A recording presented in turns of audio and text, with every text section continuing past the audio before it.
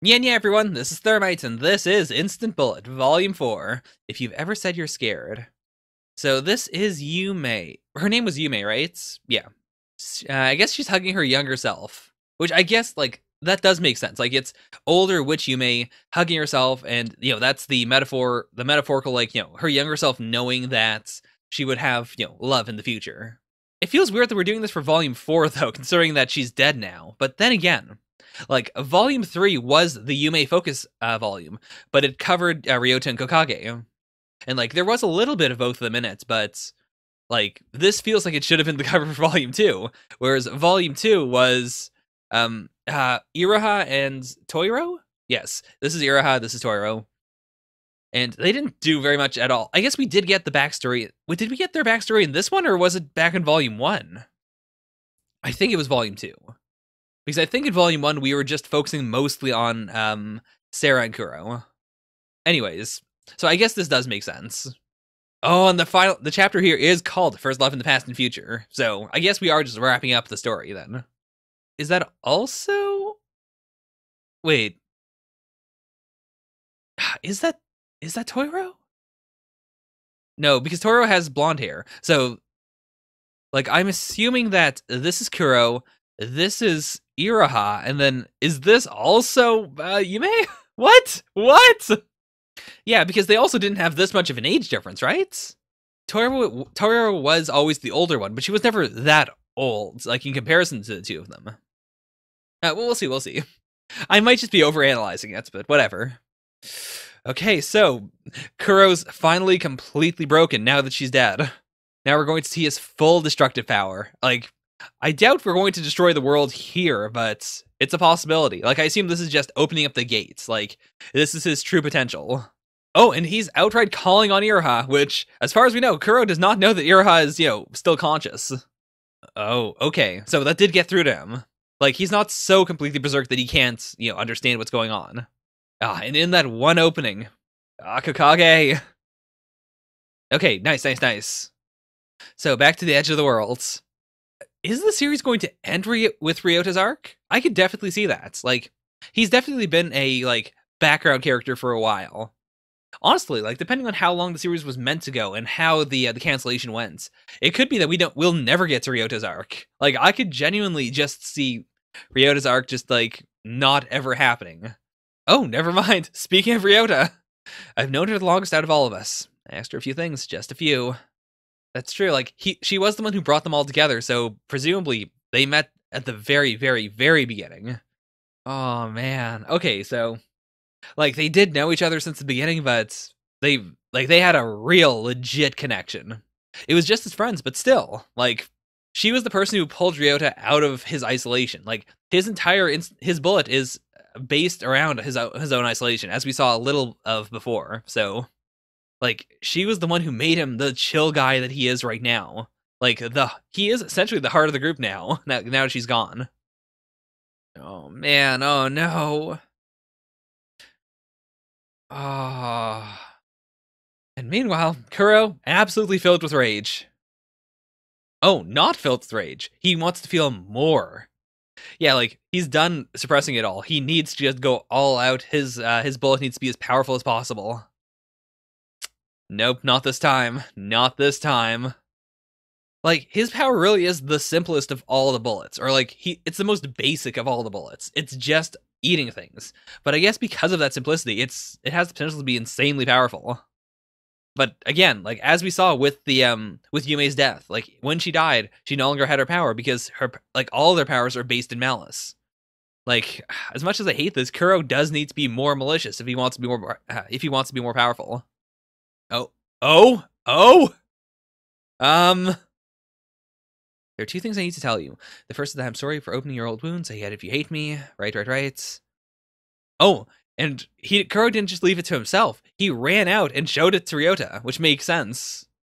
At the time of IB, I could do three things. See the future, stop time, and time travel. So we saw see the future. That was, like, the whole basis of her power. Stop time was very rarely, if ever, used. We saw that, like, once in this shot. And time travel, which we've never seen. I sure hope we're not circumventing this. I sure hope it's not she died, but also she is, like, I don't know, like, she skipped her own death or something. 5 years ago, I used this power for the only time. I'm not really from this time. I'm from a little bit in the future. Okay. Oh, to the day of that fire. I've been living this time ever since then. The important part is what I'm about to tell you about the girl I left behind. Oh my god. Okay. Okay, so I'm not as mad as I would have been. I was mad when I thought it was going to be something like, she did die, but she really didn't. Like the Yume we knew time traveled forward or something like that. But that's not it. It's that, like, the Yume that we knew all this time was not the normal Yume, not the living Yume. It is like it's the time traveling one, but the natural one, the one that should be her current age right now, is her current age right now. She's still out there. So I had to save myself.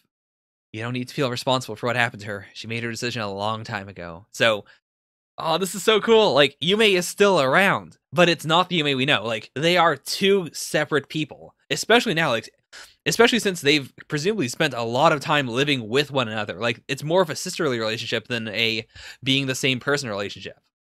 Like, that was Yume from a different timeline, now in this timeline.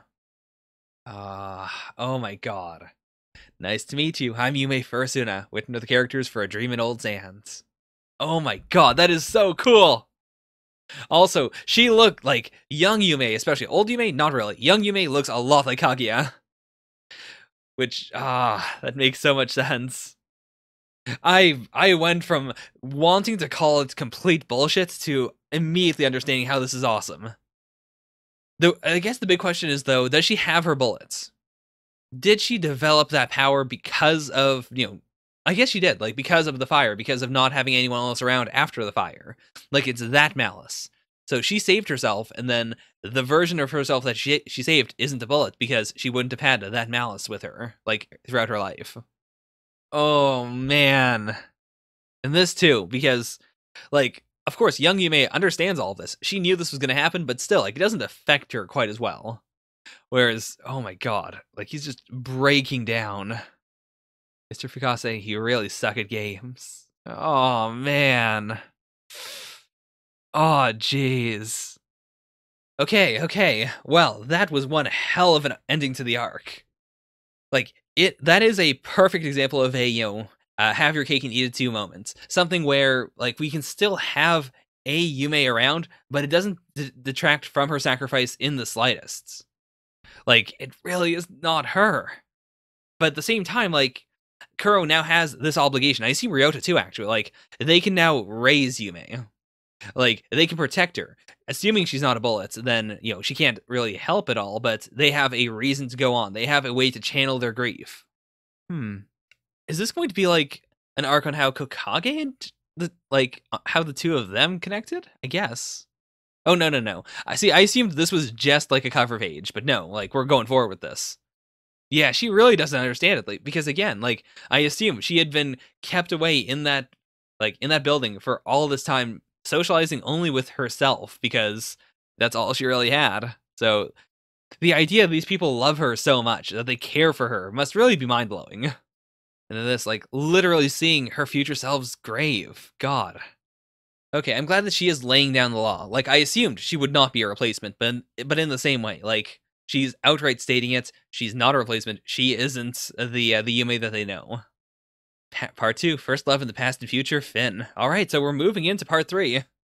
And, I was just talking about how I was confused as to the second color image, like whether that was meant to be Toiro or whether it was meant to be Yume, which I still don't know. But this is Toiro, right?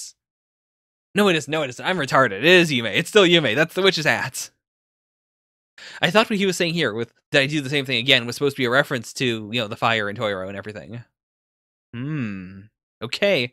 So, I guess he didn't hear it when they yelled for Iroha to do her thing. So she's gonna reveal it on her own, like, the fact that she isn't a figment of his imagination. Okay. Part 3, Riddle This Tiny World with Bullets. So, also, extra chapter. Interesting place to put it. Wait a minute, what? What? This is Toiro speaking, though. Not Iroha. Like, I mean, I get Like we know we know that Iroha is a bullet. That she's the one using the like she's using her powers to cover up for all the crazy stuff that's been happening as of late. Toiro, I assume, like I guess she might also just be an illusion made by Iroha then, because Toiro is also dead. Like she's legit dead, whereas Iroha is in a coma. So, but we're getting it from Toiro's perspective, so she must still exist to some degree, right? Oh my god, actually, that's really clever. So that is young Yume, right? I'm pretty sure that's young Yume. Yeah, if so, then that's a really cool callback to when young Yume was looking at him, and trying to figure out, like, wait a minute, who is this man who I'll meet in the future? Okay, so she is just a fantasy, but when he's fighting, he seems happy. It's like hurting people is the only way he can feel to communicate with them.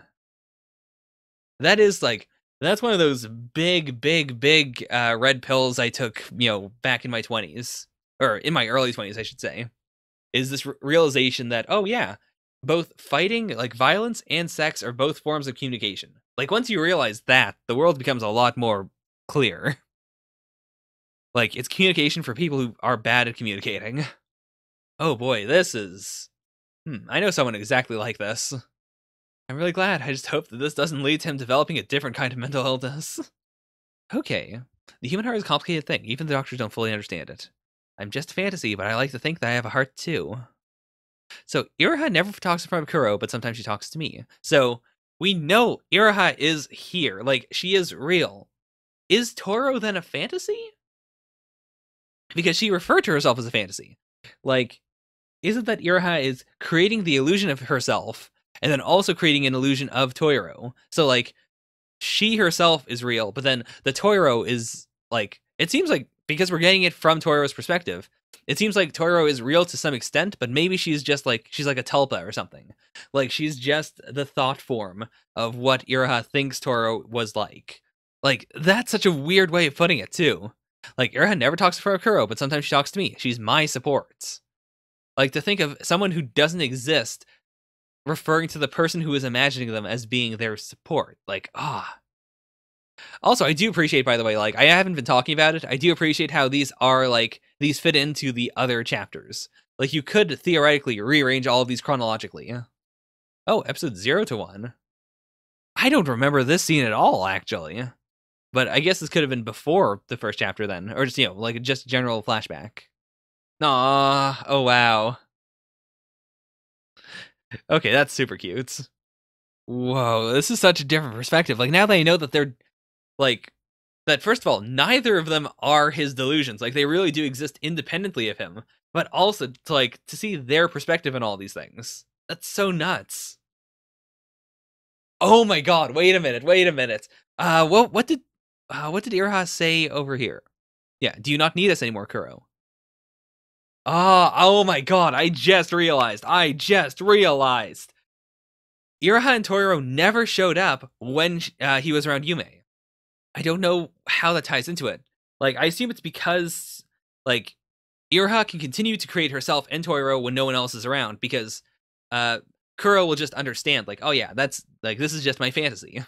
Like, whereas if another person is around, but even then, like, he's walked with both of them before with other people around, and I guess he never has he? I don't remember. I feel like he has. I feel like he's been on the open streets with them, and it showed that, yeah, they're just his delusions. But either way, like, because we know they're not his delusions, I assume she had to hide herself because, yeah, because he was around Yume for so long, and now she's gone. Now they can finally be back. That doesn't feel completely correct, though. Yeah, this is highly understandable. That idea of, like, being lonely and also not wanting to share your suffering with other people, and therefore you push people away. It's it's the hedgehog dilemma, right? But, like, it's because of that. Like, once you push people away enough, then you enter the... I guess incels are a good example, but I wouldn't call it, like, just a pure incel thing, because a lot of people go through this kind of thing, where you start to consider relationships not as, like, a thing that you've personally experienced, but as this, like, idealized version of what you think a relationship is based around media. And I'm not just talking about, like, romantic relationships, but, like, just interaction with other human beings. Like, you get so used to the way it is in media, or even the way it is on, forums and stuff, that you start to lose track of how to interact with a normal human being. Like, you try to bring them closer to you, but at the same time, the way you act makes you not want them to be around, or it makes you feel uncomfortable. You have to have more alone time, and then that alone time just makes you hate yourself more. If you can't love, you can't believe in love. If you can't believe in love, you have to believe in emotions other than love. Mutual self-interest, antagonism. You can only seek relationships that are clearly defined. Again, that ties into the idea of, sex as communication and violence as communication. With Kuro, it's especially violence.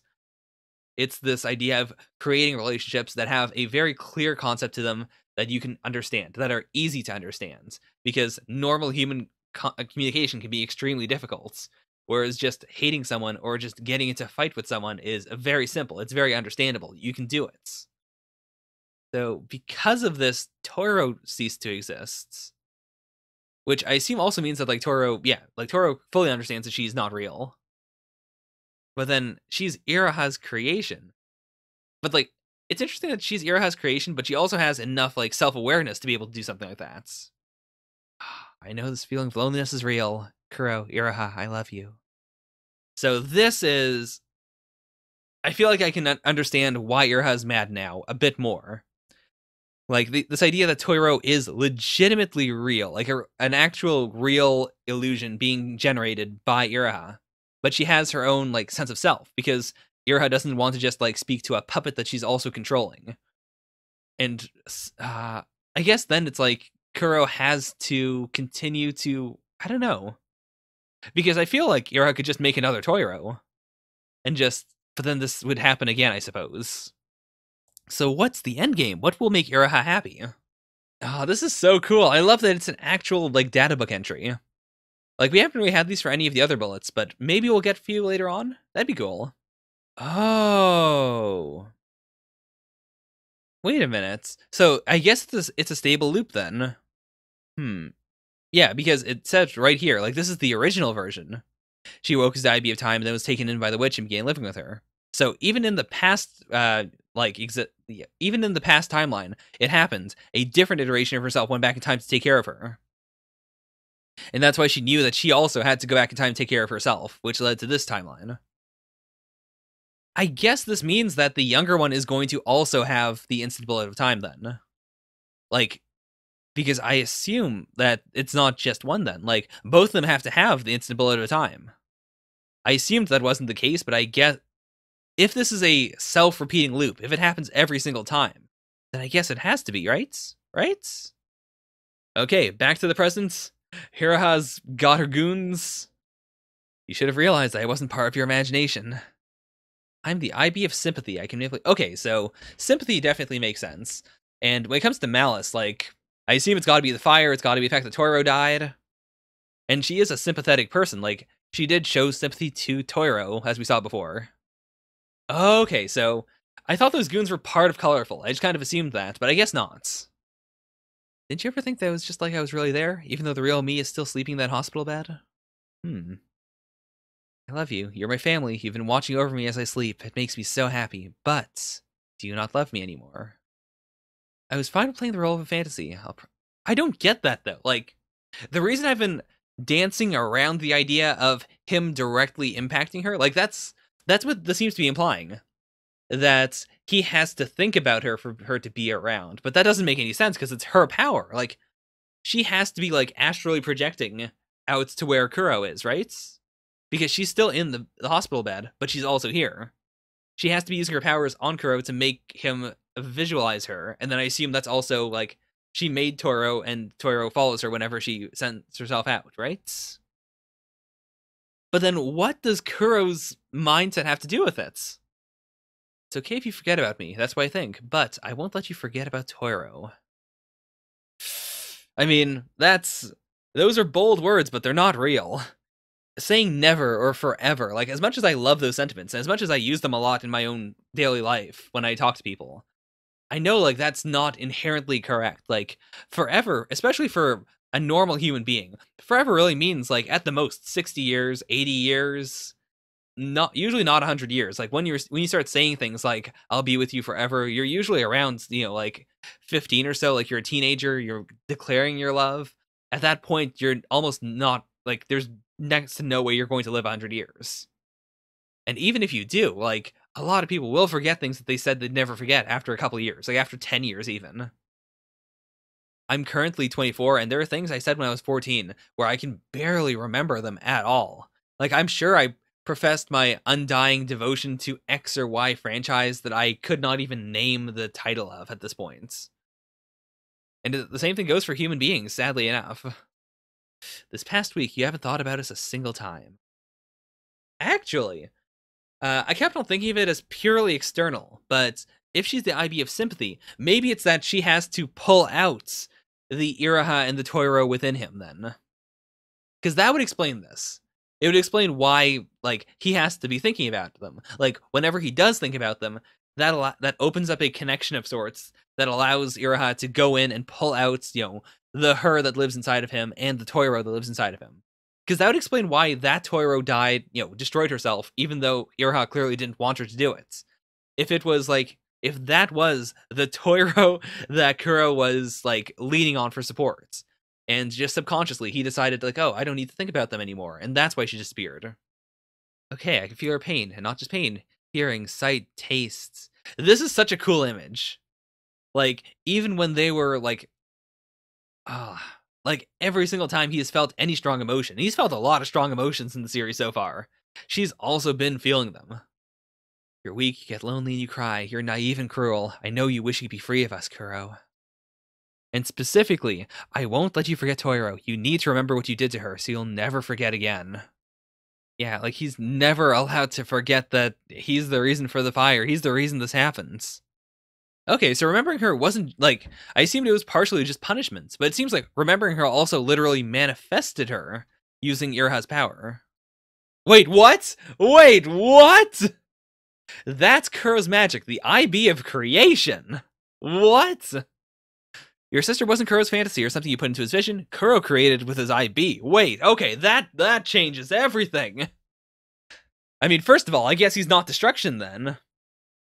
I guess the beast is like, we assumed the beast was the IB of destruction. But I guess technically, if he has the power of creation, he can make anything. Like, he could make the other IB, like the effects of the other IBs to an extent. Like, I don't think he could do time travel or something. But I can see how, if his IB is creation, he was able to create the beasts. So I guess Toiro's plan here is, yeah, it's never, oh, okay. So Iroha's plan was never to create an image of Toiro. Her entire thing was to like astrally project herself here, / use her IB powers to make him see her. And then because he sees her, he would then think about Iroha and Toiro as a duo. And then because Toiro isn't there, he would literally create Toiro. And so like that's why she had like a mind of her own. That's why she was her own person. It's completely separate from Iroha's abilities. Okay, it looks like Kuro's wish for destruction solidifies the beast's existence and makes Toiro's fade away. She's going to disappear. Okay. Like, it's not just that, his mind's been occupied. He hasn't been thinking about Iroha and Toiro since he has friends now, and he has a person he loves, or he had a person he loved. But it's also just the very existence of the beast itself. I guess then that also, like, it doesn't contradict why his malice caused, like, all that black energy to show up. Because to him now, like, after he created the beast once, his idea of malice, of hatred, like, it is the beast. Even though it is, like, to a greater extent, it is his IB in general. It's just creation. He associates it with the beast, so it will always make the beast, and it'll always make the beast stronger, because that's what he wants to have happen. Ah, man, Sarah's existence in the series is so interesting. Like, the series set it up as if they were going to be, like, long-term, very direct rivals, but Sarah's really more of, like, the big bad at this point. Like, more so than anyone in Colorful. Like, she's very much on the sidelines controlling everything. And plus, if she if she has the IB of actual destruction, which I guess it is. I guess we never actually fully named Kuro's IB, did we? I mean, we named it the Beast, but I don't think we ever like gave it a name like destruction. So I guess that does also make them opposites, even though it seemed like they were very similar at first. That's really clever. Okay, and she refuses. If you save your sister, the beast will disappear, right? That's just boring. What part of that is heroic? So, aspects of fates. The witch's time, Kuro's creation, your sympathy, leader's information. Okay, that's a very casual drop there. Ryota's existence. Is it existence? If anything, I would have like labeled it like wanderlust or something. Like, just wanting to be somewhere else. But I guess it is a form of existence. Like, it's just another world to exist in. Then Kokage's life? That makes sense. Okay, so leader has limitless knowledge. Not just information, but outright limitless knowledge. Okay. We haven't found the IB of heroes. So that's what these are for. Wait a minute. So that's why she said heroic here, specifically. Like, I thought it was just her whole thing of wanting to kind of be a villain, but I don't get it. Because she did list both Kuro and... Oh my god, wait a minute. It's Toiro then, right? But even then, that doesn't make sense. Because with Iroha, it makes sense, because Iroha is still around. But, yeah, never mind. Toiro can't be the IB of heroes. Because Toiro is dead. Like, if Toiro is... The Toiro there is just a Toiro that is created by Kuro, but it's not the one that was previously alive. It wouldn't be the one that would have gotten the IB, right? Hey, the final IB, Toiro Ayakura, the instant bullet of heroes. Also, heroes feels very unconnected to the rest of these. Like, are heroes really a part of fate equal to, like, time, life, existence? I mean, I guess fate itself is a weird term to use for these things. It seems like a lot of these are, I don't know what else I would call them, though. Like, important concepts. Actually, I said, like, I was saying Toiro is, that's not the real Toiro, as if she was still an illusion created by Iroha, because that's how I think of her, but that's not true. She is created by Kuro. Does that mean that Kuro is literally resurrecting her every time he thinks of her?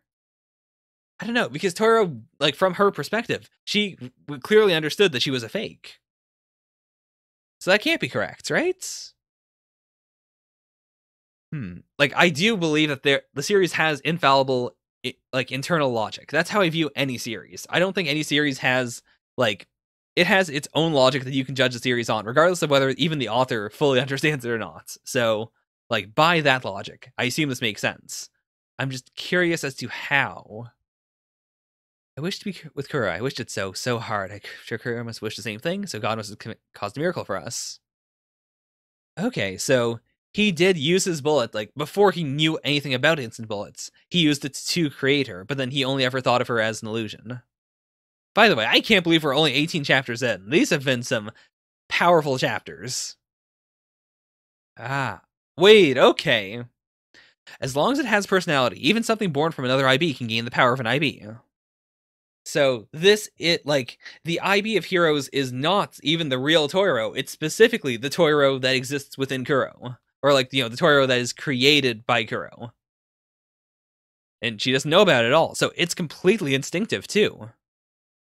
I guess that fits her a lot, though. Like, she doesn't know what's going on. She's not part of any of these plans. She doesn't have any secret knowledge of her own, but her base instinct is to summon these shields to protect him, and then to get him away from danger, before she thinks of anything else.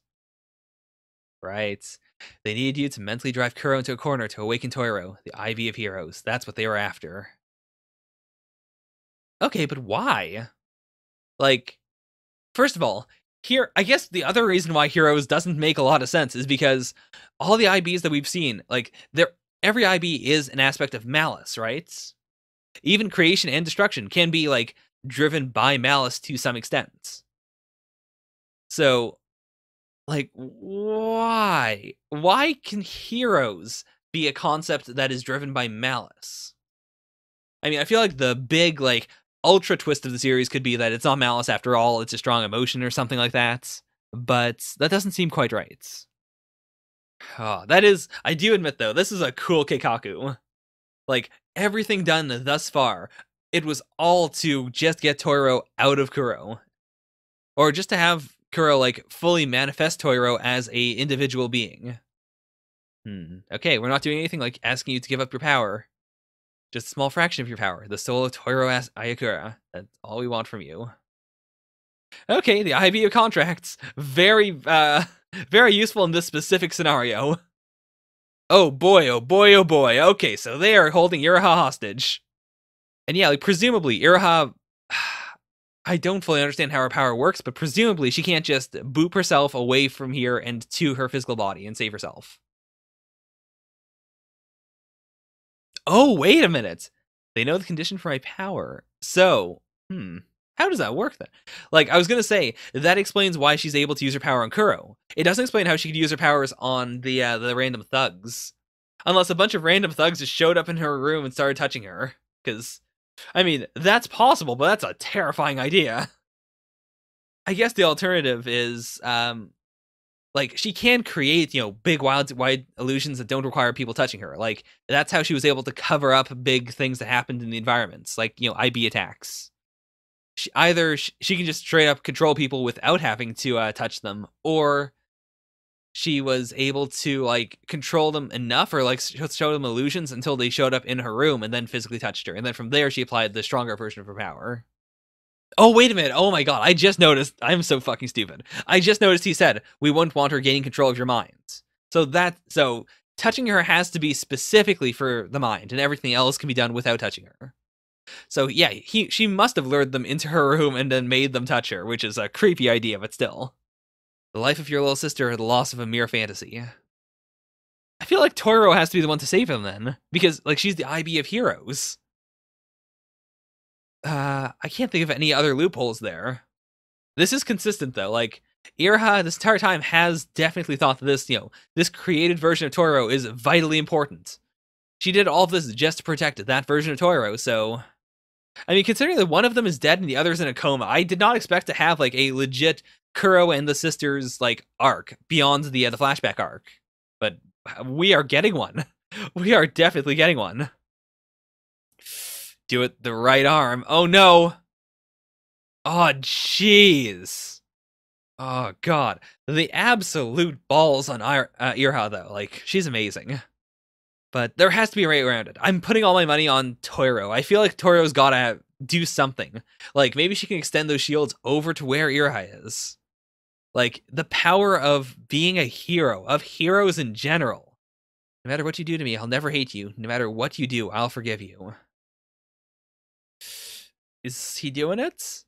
I relinquish Toiro Ayakura. Okay. Even if you won't talk to me, I want you to be here with me. Oh my god, so that's why she never communicated with him too. Like, that's why he was able to think of her as just a delusion. It's like, he put down that requirement specifically himself. Which I completely understand. Oh my god, that's so clever. Because it's one of those self-sacrificing things where you're like, oh, well, I don't want that. I just want this lesser version. But in the end, the lesser version is actually much more of a hassle for the person you're trying to ask than, like, just getting the full version itself. Like, it's... Like, what's a good analogy for this? It's like when you're trying to date someone, but you end up in a weird, like, harem rom-com situation because you're like, oh, well, I don't want to date them or I don't want to make it awkward, so I'm going to do this other bizarre scenario to try and get close to them, when all you had to do is just say, hey, I want to be with you, or hey, want to go have lunch or something. That's why you're making that face, isn't it? Wait, Chapter 19, first name? I really just Toiro Ayakura. Is her name not really Toiro? Because this is the IB of contracts. Or actually. Oh boy, earlier on this chapter, we had the whole thing with the family, but I don't remember if Toiro took on his name. Did he? Did she? Like, I'm pretty sure the sisters did take his name, right?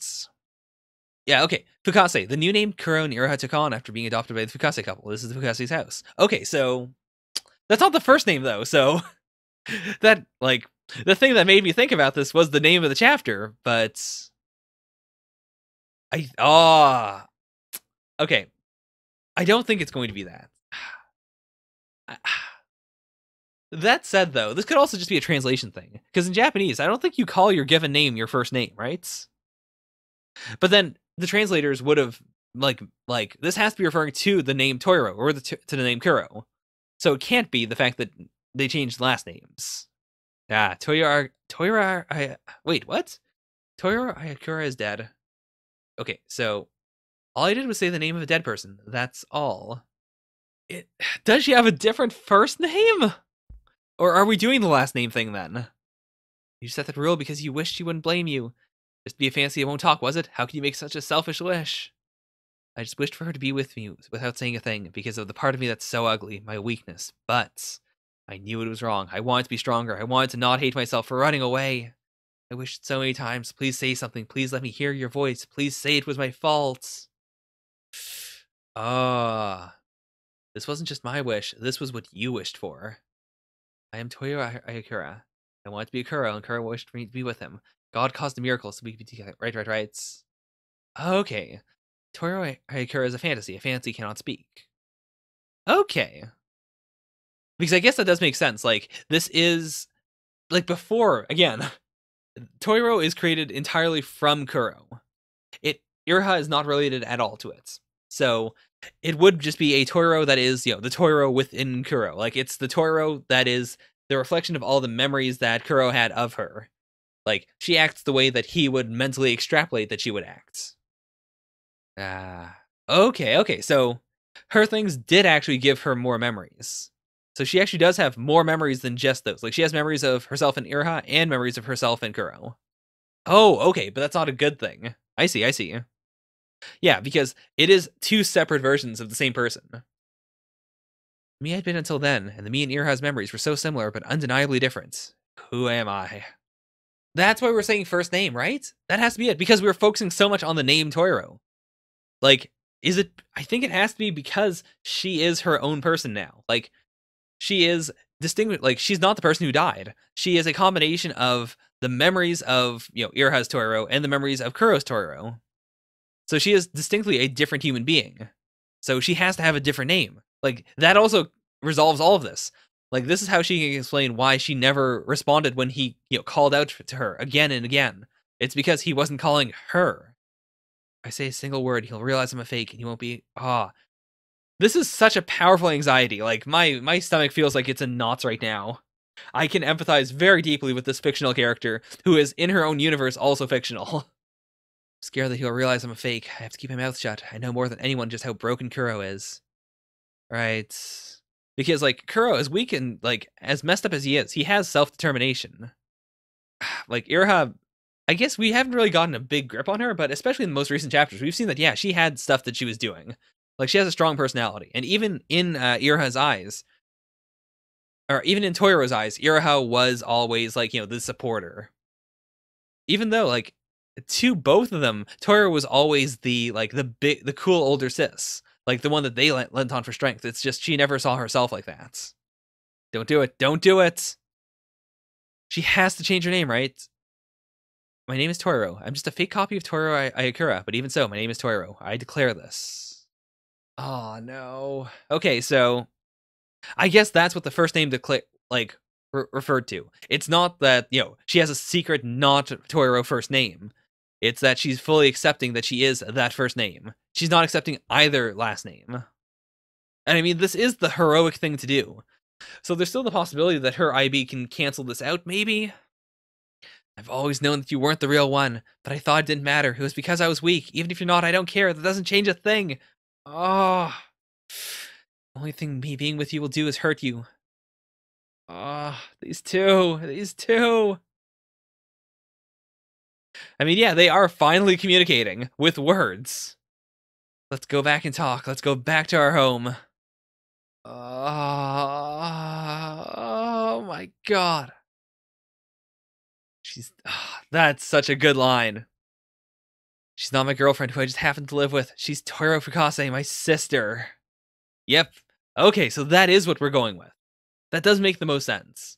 Like, she is Toiro through and through. Like, my idea of changing her name would, it would work in a contracty sense, but it definitely would not fit her right now. Like, it would mess her up mentally. She needs to be Toiro. I mean, I don't know. He did outright say, out loud, finish off Iroha. Like, even if he didn't say anything else, I feel like that got across the message. Like, the person on the other side should have just killed her immediately. Once he heard the words, finish off Iroha. Okay, we're the only ones who can properly use the IB of heroes. Yeah, You guys have to have a talk. A lot of shit happens. My god. It'll make us sad, and someone's gonna get angry. But for now, let's just run away from all of this for now. Let's go home. Oh, I love this. I love it. Like, they're finally all three of them are physically on his bed. I guess not physically. I guess she is still an illusion, but like, it's still her. It's still her mind being sent over. God, those doctors are gonna be real weirded out when they find her body and just like an arm's been cut off. Though that's a bit much. So that was Instant Bullet Volume 4.